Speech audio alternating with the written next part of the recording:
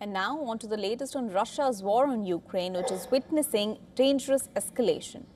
A Russian drone has struck an apartment building inside NATO member Romania, while fresh attacks continue across Ukraine's southern port regions. A Russian drone crashed into a residential apartment in Romania's border city of Galati, triggering a massive fire and injuring at least 2 people. Footage released by local authorities showed rescue teams surveying the heavily damaged structure while firefighters worked to extinguish the blaze. Romanian Defense Ministry said that the drone entered the country's airspace during overnight Russian strikes targeting Ukraine's Odessa region near the Danube River.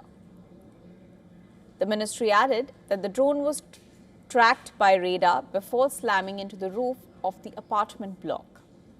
This is the first known case of a Russian drone directly hitting a residential building inside Romania since the start of the war in Ukraine in 2022. Moscow and Kyiv continue to exchange drone attacks overnight. Russia's Yaroslavl region came under drone attack, while Ukrainian officials said Russian drones targeted Izmail port area in Odessa. A nationwide air raid alert was declared across Ukraine amid fears of further bombardment.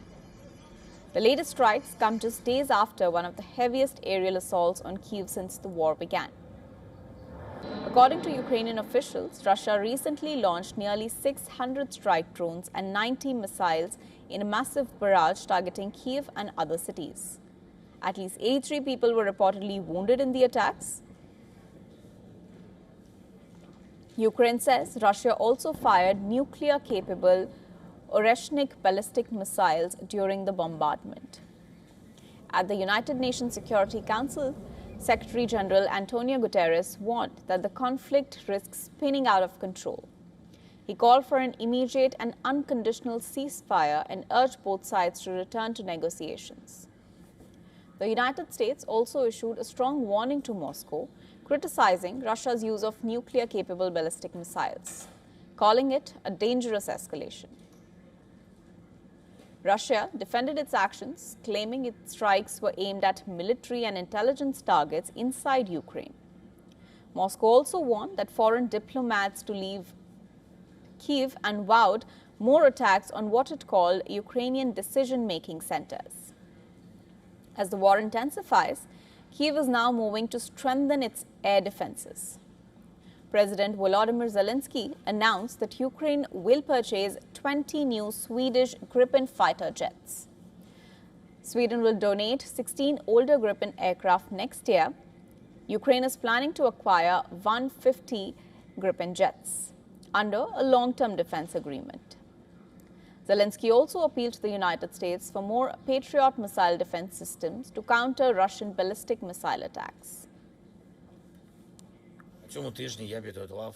This week, I prepared a special letter to the President of the United States and to Congress.